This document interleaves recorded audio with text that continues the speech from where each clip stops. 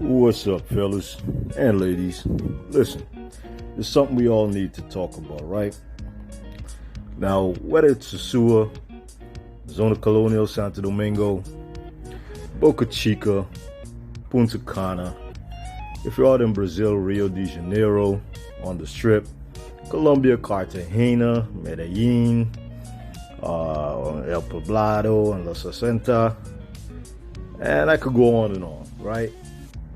What I'm really doing is I'm naming the tourist zones. Now, there's something that we need to talk about that living in these places or going to these places frequently does, and nobody seems to talk about. All right, so now what these places can do is give us all a false sensibility of the full culture and the people. I'm going to break that down. I'm also going to give an example. And I got to big up one of my watchers because I have to tell them, listen, I love conversation, right? And we can go back and forth, especially respectfully on my channel, because this is a thinking man's channel. And we can kind of process, right, what's going on, ask questions and see what's going on. Now, let me explain exactly what I mean by this and what conversation came up and what the end result was. And what I've seen, and I'm going to also compare this to places that I've been that are not tourist zones. So before I start with some of the negatives that I've seen, I'm going to give you guys some positives about tourist areas. And then I'm going to tell you the statement that I made in one of my previous videos that caused the subscriber or watcher to, dip in and put his 2 cents in, partially agreeing with what I said, but I think he kind of left out something that was very important. And that's the thing that I want to discuss because I've seen it from both sides and I've seen different people making contradictory comments, let's put it, that kind of helps influence what is happening, but nobody's claiming that part. And not a lot of YouTubers or people who go abroad are actually putting the exact 100% honest truth out there, and I'm going to do that today. Now, the tourist zones as a tourist offer you all the conveniences, mostly, of what you are used to. The type of foods, the type of environment, fellow people that are like you from other countries that are not that country, and many times even the language, depending on which country you go to. So you tend to have the upscale kind of look and feel and vibe and a level of safety, right, in those tourist zones. This makes it good for people who travel just short term, maybe 2 weeks, a month, a couple of days, but even more for people who decided, you know what, I'm going to spend 3 months, 6 months, or I'm going to retire in the country as an expat. And that's the beauty of that zone. You also got your own culture around you. People who think like you, went through similar things back home, or, people you can make friends with other than people from that country. And then you get to experience some of the people from that country. That's the positive parts, a sense of community, right? But let me now go into some of the negatives that come along with that I've seen people go back home or even live abroad and pick up on and say, hey, these are the issues for me. So let me tell you the statement that I made, right? While talking about the tourist areas, I literally said Dominicans are friendly people, but they are not your friends. And I was referring to, of course, in those zones, people are eating off of you.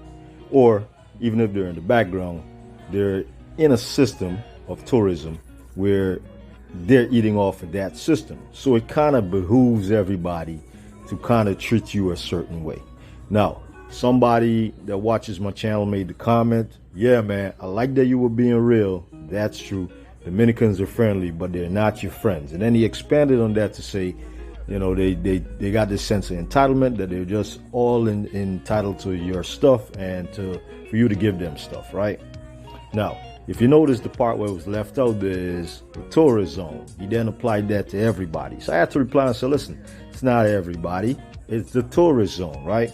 Now, we can go back and forth. I even went back and forth with him as to where that comes from. And my thing is like this. A lot of us are complaining about, or other YouTubers are just leaving out certain stuff, right? Like, for example, we can't then do certain things, say certain things, have certain approaches, but then complain about the end results of the environment that we're creating. Now, what do I mean by this? Okay, this is a statement that always got me. When dudes would say, it ain't trick if you got it, right? Now think about what that says. Now, if your complaint is going to be, yo, all these people think that we are here as walking ATMs and this is how they treat us and blah, blah, blah, right? But then you're going to say that you agree with the statement. It ain't tricking if you got it, right? You're literally saying, hey, don't matter what money I spend, I ain't really tricking off because I got it. You're not thinking about the end result that you are really projecting to the person on the opposite side, or the people working in those industries, or the people working in the restaurants, that, hey, these people feel like if they got it, and they all seem to got it, right?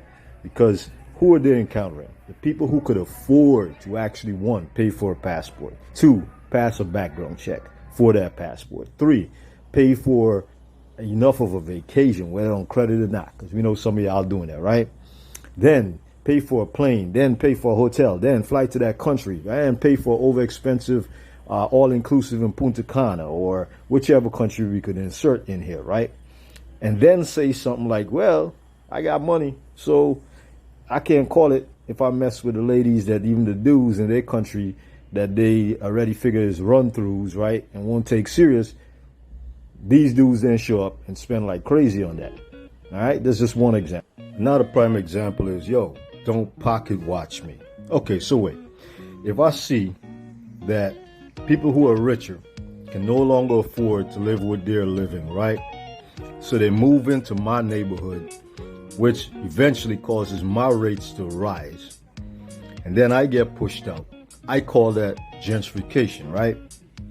But when I see a dude come from another country and he gentrified the entertainment, I'm not supposed to say nothing about it, because then I'm pocket watching. Or he could say, yo, stop pocket watching me.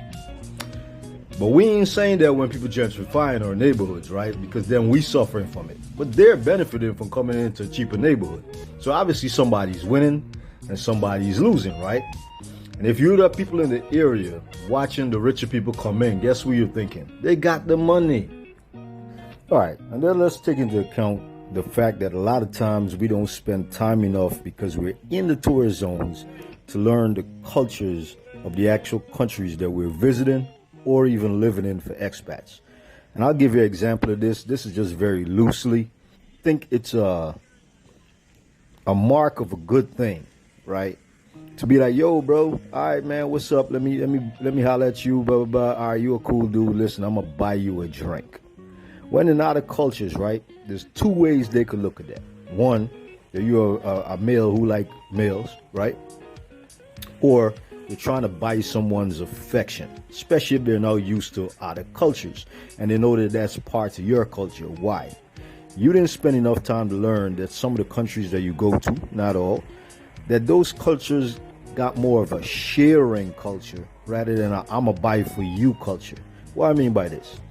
If 3 dudes sit down or 2 dudes sit down to go out and get beers, what they'll do is they'll buy the beers and then collectively split the cost. Kind of like you and your buddies go out and you all decide, listen, we ain't buying each other rounds, we can just split the cost of the bill.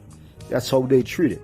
So for them to see somebody buying somebody else a drink seems like, whoa. Of course, if they work in the tourist zone, they realize this is how we do it, and they'll use it to their benefit, right?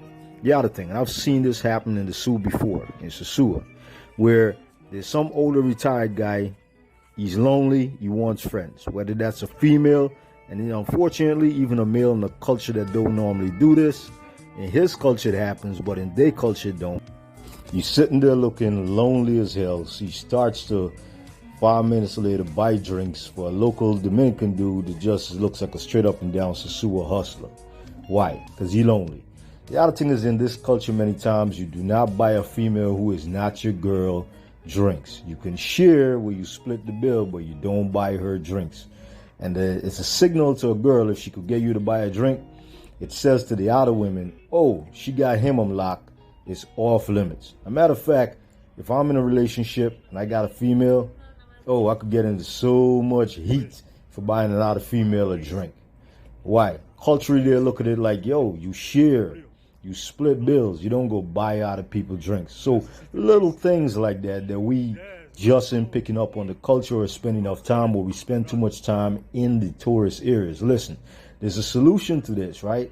Now, obviously, if you want to live in a tourist area, there's nothing wrong with that, but I'm about to show you guys the solution. All right, so we already know the causes. Some of it is how some of us behave. But also, you got to understand that the rest of the world is watching places that look extremely rich on TV, on Instagram, on every type of social media out there, right? And for years, America, with the largest economy, has been selling that everybody who lives in their country and then all the secondary countries behind America are the richest in the world. But they're not explaining true economics. So it really doesn't matter. What ends up happening is everybody wants to go to these countries. And if a family member or a friend get the opportunity to actually reach those countries, what do you think happens? They do exactly what people who were born in those countries do. Every time they come home, just to go home, they go and they shop for brand new crap. They might not have shopped the whole year or in 6 months, but now they got to go buy new stuff. And then what else do they do? Because I was born in South America, right? I know this is the mentality. They also say, oh, I got to send stuff back to my family, either money or stuff or both. Or even if they ain't got an obligation to send back anything, because the exchange rate just helps them do that, right? And the person think when they receive it home is a lot more money. Let's minus that for a moment. What ends up happening is this. They think they got to take things back that their country can't get. But no, the programming is already set. So it makes no sense to complain about it. All we got to do is work to the best of our ability to maximize the best we can and minimize those issues, right? So here's how those issues are minimized. One, first things first, even if you're living in a tourist area or visiting a tourist area, you have to control you. Now, how do you do this? First off, if you're concerned and you're living in the place or you're visiting for a long period of time, because there are some countries that are not tourist countries, be among the people of your same class or financial status. Ladies and gentlemen, you guys should be familiar. This is a Bravo superstore. And get rid of the mentality of the helper, the fixer, and the saver. And instead, if you got to help out, take the opportunity to be like, teach a man to fish instead of just giving him fish. Make sure that you're helping that person with a mindset or something that will change their life, that they don't have to keep repeating and coming back and depending on you. Don't accept it. It's simple. I saw this dude buying an electronic Wi-Fi for a supposed friend, a dude. One guy buying it for another guy. I gotta tell y'all, it's a hot day, and the beautiful thing about the Bravo is that it has AC. Why? Because you fall into that every other country is poor, and I gotta feed the kids in Africa kind of syndrome, right? Yeah, so basically discipline yourself or stick to people of your kind of class when it comes to friends, when it comes to, interpersonal relationships with the opposite gender. Just make sure you do one or the other or both, man. I mean, if you're a rich man in these countries, you're probably not going to be messing with the other kind of people who need you a lot, right? So it's the same mentality, fellas. You're not going to get taken if you only mess with a kind of female that doesn't need you. Make sure she is similar to your level. I'm tired of guys saying they don't exist in these countries. Clearly get out of the tourist zone if you think that's the situation. Or make sure you talk to females who are not working in sectors related to that. A lot of you guys don't go to the normal parts of the countries or even other countries that don't rely on tourism. So people's mentality is not as programmed. Listen, I can tell you that even when I go back home, I get the similar kind of vibe many times if I just go and mess with the normal run-of-the-mill girl, all right? So if I want to go home and not get targeted, even me in my own country, because they look at me as you went abroad already. You got a little bit of accent now. There's more Americanized. And to avoid that kind of situation, I would have to mess, if I wanted to do something serious, with a certain caliber of people. Plain and simple. They don't need me. They're on my level. Their values are they got a regular job, and more importantly, they're not willing to accept handouts. They feel like they got to work for or earn whatever they get in life.